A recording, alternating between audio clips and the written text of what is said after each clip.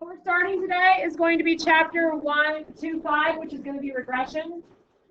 Regression, remember last time we did was MX plus B, yes? I made you find the equation line given 2 points.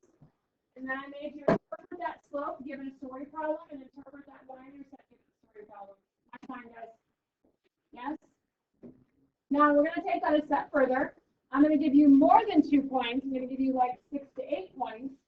And I want you to use the calculator to find the equation of the line that best fits all of that data using the linear regression stat calculation concept. Okay? You are going to interpret the y-intercept and interpret the y-intercept, just like we did before, but then we're going to take it a step further and we're going to do future predictions. You with me?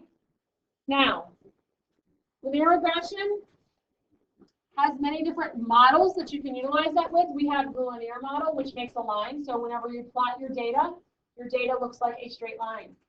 Okay? The next one is going to be a quadratic, meaning it is a U shape. Examples of that is whenever you are shooting a basketball over and over again and how close it goes to the hoop or if it goes in. If you are hitting a golf ball, how close it gets to the little hole. That's an example of having that quadratic shape. An exponential is money. If I give Anna $2,000, how quickly can she make it turn into $16,000? You with me? A logarithmic is going to be, let's say we have an earthquake. How big of an impact of an area does that have?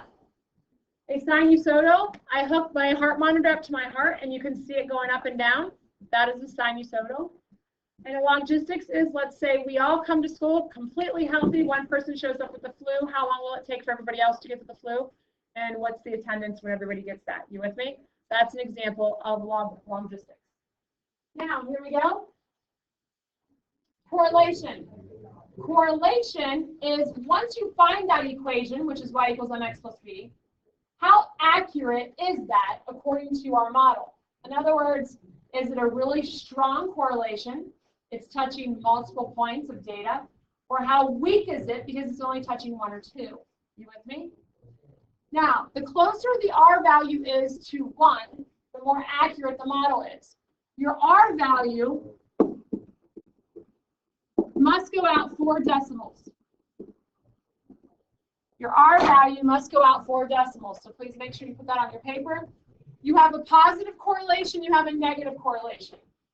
A positive correlation is whenever your dots go into an uphill concept. Meaning whenever you draw a line between all of those lovely little dots, it's going to give you a positive slope. A negative correlation is the exact opposite. It's whenever it's going downhill and it gives you a negative slope. Strong and weak correlation. Stronger the correlation means it's touching multiple points, not just 1 or 2. A weak correlation is whenever it's touching 1 or 2 points. Okay? Here's some examples. This right here is a strong correlation because how many points am I touching? A lot of points. This is an example of a weak. How many points am I touching? Like 1 or 2. You with me? This is an example of no correlation because I don't know which way to make my slope. Does that make sense? This over here is going to be a weak positive, and this is going to be a strong positive. Do we all understand the correlations and what they look like graphically? Okay, that's wonderful, because I'm going to go, the next thing is, now let's go ahead and look at the next piece of paper that I gave you. The next piece of paper that I gave you is going to be your Inspire steps on how to find regression. If you can read, you can do regression. If you're too lazy and choose not to read, you're probably not going to do well on this. Follow it step by step. How many people in here how many people have ever followed a recipe? When you follow a recipe the way it's exactly designed to do, you will get the end result exactly the way they want you to. If you flip-flop steps or skip steps, your recipe is not going to turn out exactly the way it's supposed to. Do we all understand that? And we've all had an experience where it probably should have turned out better. Yes? It's a thing. Now, here we go. Scenario that I give you is this right here. You research the average cost of whole milk for several recent years to look for trends. Now, I just chose years, right? I could have gone back further if I wanted to, but I didn't. I started my data at 1998. That doesn't mean that was whenever I first created milk, is it? It just means that that's whenever I first started collecting data. The table shows your data. Complete a scatter plot. What am I doing? I'm completing a scatter plot. On your calculator of the above information, letting t equaling 8 represent 1998. The very first thing I need your brain to get is that we are going to not use 1998 in our calculator, because 1998 corresponds to the number 1,998. That is super far away from my origin 0, 0. Would you agree? The further away the number for x is away from the origin, the bigger the numbers we're dealing with. Would you agree with me on that? So what we want to do is we want to scale things down and get them very close to the origin. So by letting 8 represent 1998, we're scaling back our data. Do we all understand that? So if 8 is 1998, what is going to be 2000? We just make a substitution. Okay, so that means if this is 8, that means this has to be 10. So that means 2002 will be 12, and 2004 will be 14, 16, and 18. We all understand that. It doesn't change anything. It just helps us to be able to make it a little bit easier in our graphing calculator. You with me? Any questions over the scaling? Okay, now what I want you to do is to go to your home screen on your graphing calculator. So everybody hit the house.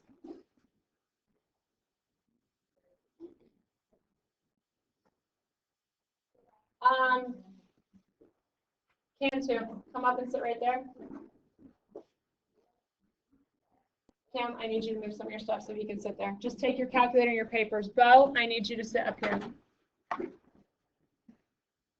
Carter, go sit by Brooke. By Brooke. Or by Faith, it doesn't matter. I just need you to sit beside somebody. Okay, take your papers with you. You just need your papers. Take your pencil. Huh? Okay, well, if you want to stay there, then just make sure you swap and you look at Jenna and look at Anna's calculators, okay? That's fine if you can't see. That's okay.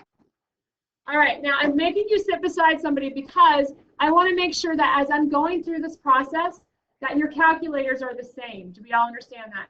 So I'm going to say, look to your left, look to your right, make sure the people beside you have exactly the same calculator screens as what I do. Does everybody understand that? Okay, so I want you to go to a new document. And if you look at the steps, it says entering in data. From your home screen, make a new document. So step 1, make a new document. If you get this right here, it says, do you want to save the unsaved document? What are you going to press? No. Now, it says you want to add what type of page? Step 2, what's it say?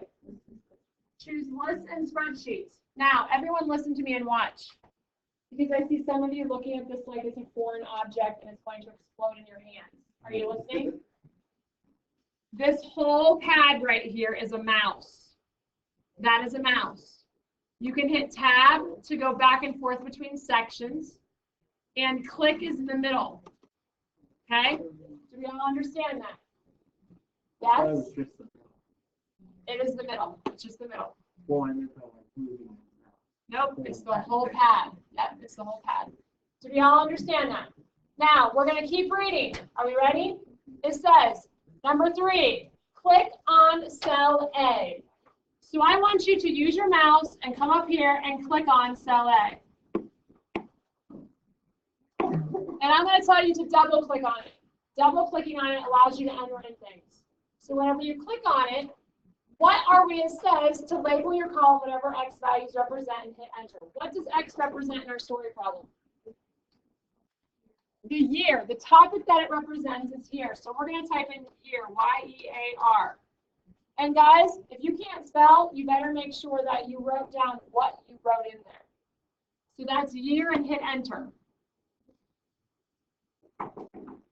Number 5, it says to click on cell B.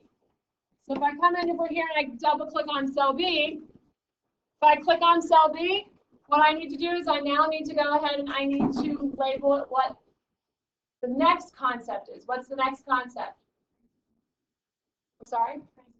the price of milk or the cost of milk, right? So I'm going to put cost and hit enter. So that puts us down to step 7. Step 7 says do not enter data in the gray shaded row. This is the gray shaded row with the equal sign. Who in here has ever used Microsoft Excel? Microsoft Excel allows you to put formulas in. That is your formula row. You do not need to utilize that one. So step 8, click on row A, column 1. Row A, column 1. And it says, and start entering in your X data. So what is the first X number? 8, 10, 12, 14, 16, 18. Yes? And this is on your paper. You guys have this. It's in your notes that I passed out. Then it says to hit, be sure you hit enter after your last value. Number 10 says to hit Control 7 to go to the top of your data. So if I hit Control 7, do you see how it takes me to the top of my data? Control 1 takes me to the bottom of my data. So I'm going to go to the top of my data, and then step number 11 says to click on column B, row 1, and to start entering in the data there. So that's going to be $2.65, $2.89, $3, $3.01, $3.20, and $3.77.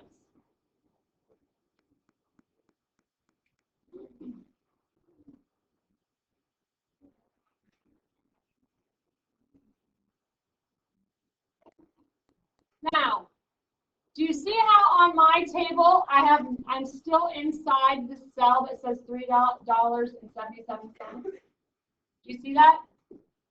If I don't hit enter and I try to utilize this exactly the way it is and do calculations, there will be an error on every calculation I do. And the error will be dimension mismatch. And it's because it's going to say that column A has more data entry points than what column B does, because this $3.77 was never actually recorded in the column. Do we understand that? So you have to physically hit enter and be completely outside of that column. Now everybody check your partners to the right and to the left of you or in front, please. Okay, your calculators and make sure everybody's okay. Do we have any questions?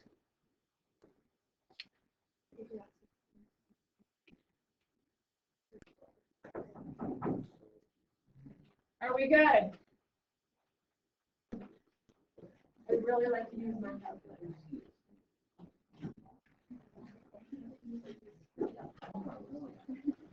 I'll sit up here.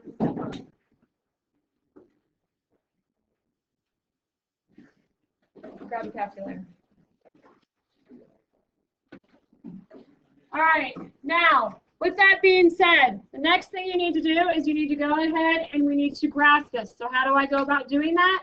Well, I go to the next section in my nice little steps. It says making a scatter plot. So how do I go about doing that? I'm going to insert a new page.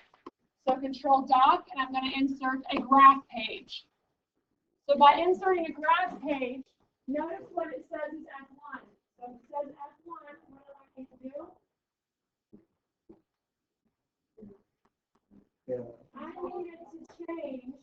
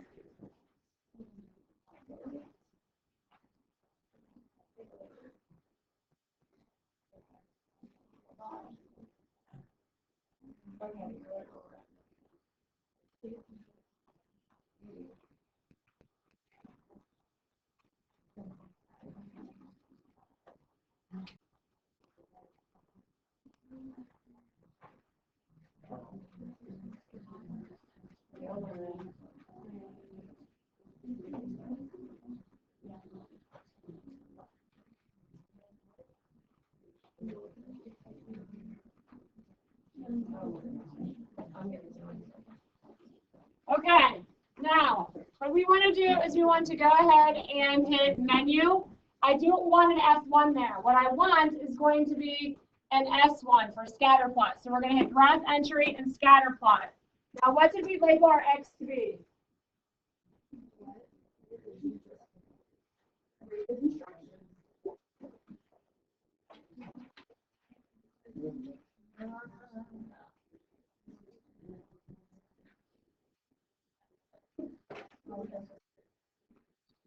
Okay, hit menu, graph entry. Control right arrow, control left arrow lets you go back and forth. Or you can use your mouth and hit the tabs. Mouth. Not your mouth, your finger, your mouse. Ah, that's funny. Okay, so this is going to be here, Y-E-A-R. Did you see how it bolded? It bolded because it was notifying that I'm using a list. And then this is going to be cost, C-O-S-T. And I hit bold. It's bolded because I'm utilizing a list in there. Do we all understand that? So there I'm going to go ahead and hit enter. Now, generally speaking, you're not going to be able to see anything. What did we label X to be? What did we label Y to be? Yep.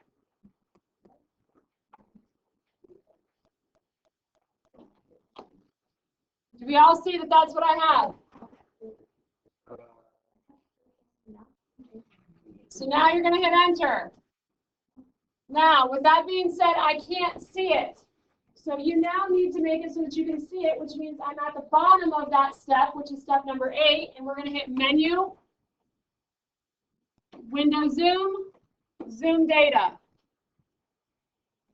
Now I can see everything. Now, please look at your partners to the right and to your left to make sure everybody has the same thing.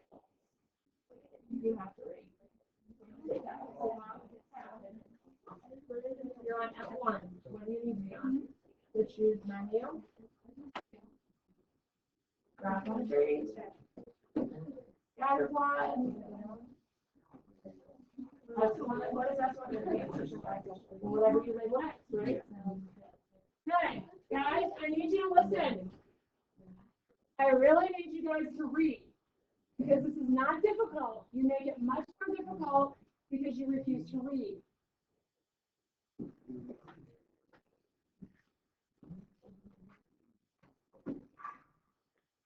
Menu 3 for graph entry. And then what do you want? Scatter plot. So now what's X? What is X? Type in here, arrow down. What's Y? Type that in and hit enter.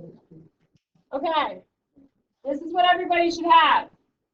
So everybody's calculators look like that. Menu. Menu. Window zoom. Zoom data. Which is 9. Okay, now, my question to you, does this appear to be linear? Could you draw a line? Yes, so it's linear.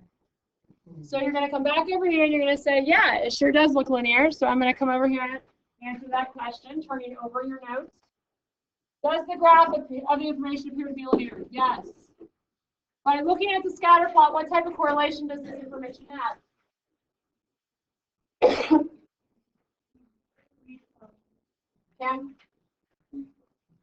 It's going to be positive because it's going uphill. Why do you think it's going to be weak? So you don't think whenever you draw the line that it's going to hit very many points. Would you agree with that? So she thinks it's probably going to be a weak correlation. So does Cam. Do we all understand that? Now, it doesn't matter what you put there, strong or weak. You're going to have to figure it out later on numerically and by looking at your graph to determine if you were right or if you were wrong. So then letter C says to go ahead and find the linear regression. So what does the bottom part of your step say to do? We're going to the next step. What's it say to do now? Insert a new page. So what are we going to do? Control doc. What type of page do I want? I want a calculator page. Now, what do I do next? Hit menu. We all need to be doing this with me. and not taking a break. So are we all with me? Yes. Now we're going to go to statistics. Why are we doing statistics? Because we're taking statistical data and we're going to calculate something with it. So that's why we need stat calculations. Inside of stat calculations, there's a whole bunch of options.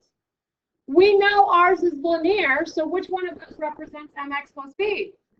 3, which is mx plus b. Now, watch. Tab gets you all over the place. Do we understand that? However, if you hit this arrow on the right, it there gives you a drop-down box. What do we want our x list to be? The year. So we're going to select year and press tab. What do we want y to be? And this is whenever my board starts to freak out.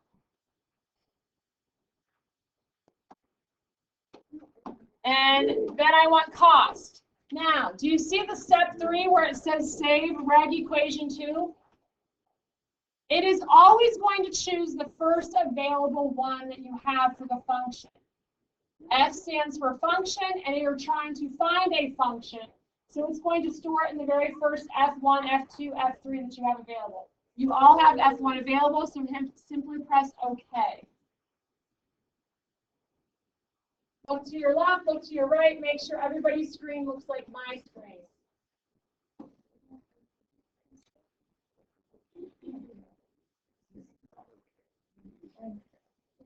Now, y equals mx plus b.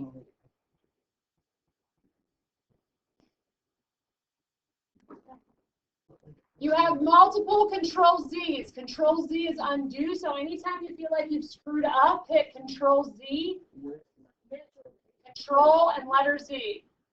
You have multiple undos, which is control Z. You have multiple redos, which is control Y. It's just like Microsoft Office. What?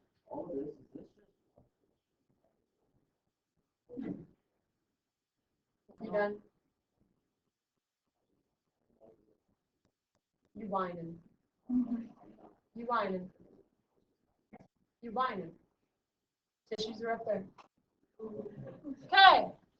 Now, here's my linear model. You with me? So mx plus b is what I have. My m is 0.0934. I'm going 4 decimal places. Plus my b, which is 1.8721. So that's what you're physically going to write down on your paper. Your R value, not R squared, the R value, going 4 decimal places is 0.9196. So if we come back over here, it says find the linear regression model equation. That's y equals 0.0934x plus 1.8721. We got that right off of our calculator. Find the R value, 0.9196. According to the R value, what type of correlation do you have? Well, it's positive, correct? Because it is positive. Is it pretty close to 1? Could it be closer to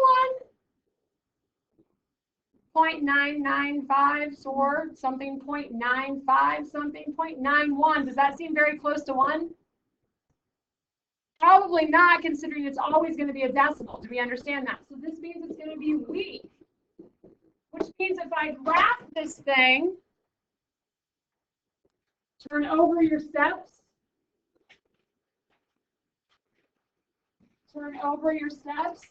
we want to graph our linear regression model. So how do I graph that?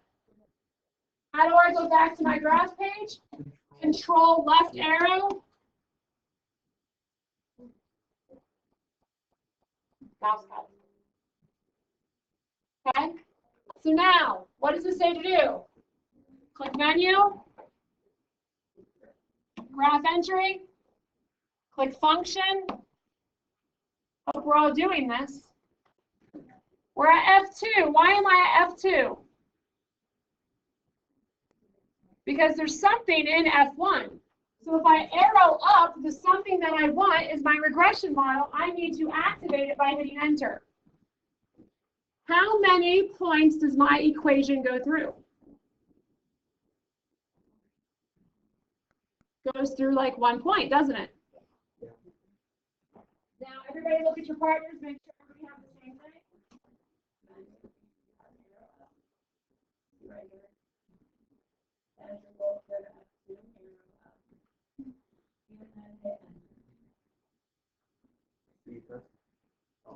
Okay.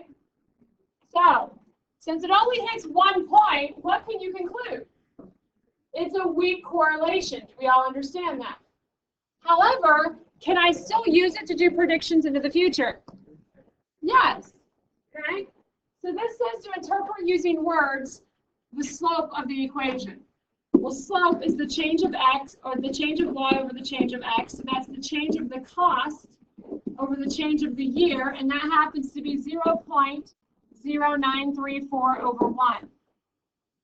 That doesn't make any sense to me, because if we're talking cost is money. How many decimal points does money go to?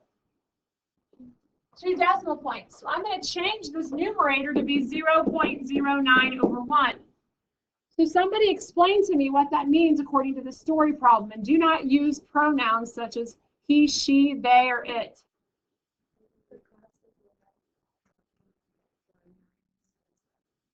Perfect. Every year, a gallon of milk goes up 9 cents.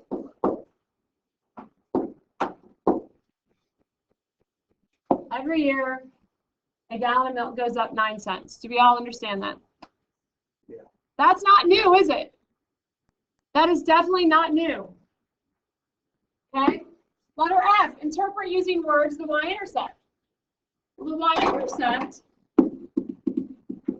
is 0b, which corresponds to an x and a y, which in our story problem, what is x? What is x in our story problem? What does x represent? The year, and what is y? The cost. And that corresponds to 0, comma, what? What is our y value? What is our b value in this equation? But it's money. So what should I make it? 1.87. So somebody tell me what this means. Why 1990? Because 8 is the year 1998. Do not say from the beginning, because I'm going to mark that wrong. It's not at the beginning. 8 corresponds to 1998, so 0 has to be 1990. Trace it up. The cost of a gallon of milk is $1.87. Do we understand that, yes or no? Yes? Okay, so now we need to do some predictions into the future, right? Because it's not enough for us just to understand what the story problem is. I want to actually use this line and understand how much it's going to cost later on. So here's what we need to know. I want to know how much this is going to cost in 2018. Well, 0 represents 1990. So 10 represents 2000, but I got to get to 2018. So I'm going to add 18 more years to that. So 28 corresponds to the year 2018. Do we all understand what I just did there? Yes or no? Do we get that? So I want to know what the price of this is going to be in 2018.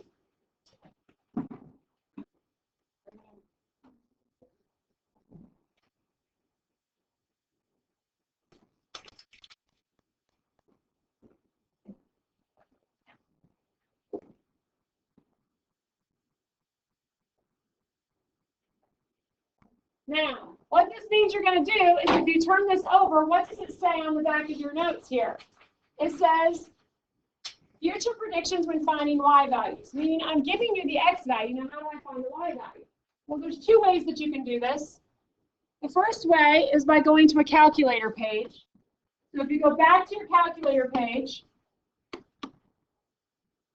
if you type F1, parenthesis 28, that means I'm doing an evaluation using my linear regression model at year 28, which corresponds to 2018. If I hit enter, how much does it cost? $4.49, because we're going to round to the nearest cent. Yes? So in 2018, it costs $4.49.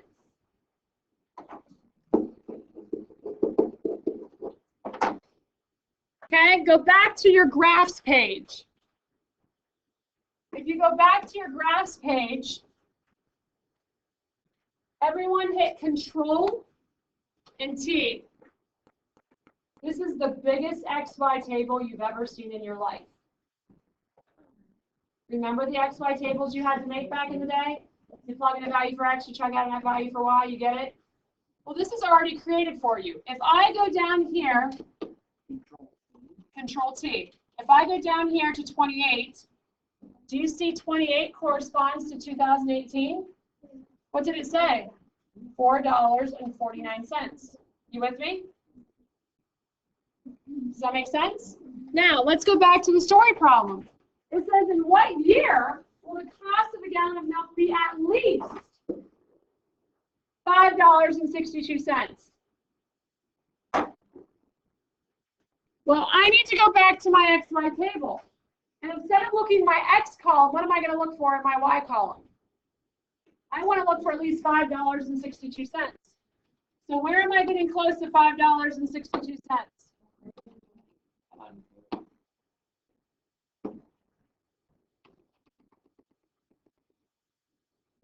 It's between 40 and 41. At 40, it's only $5.61.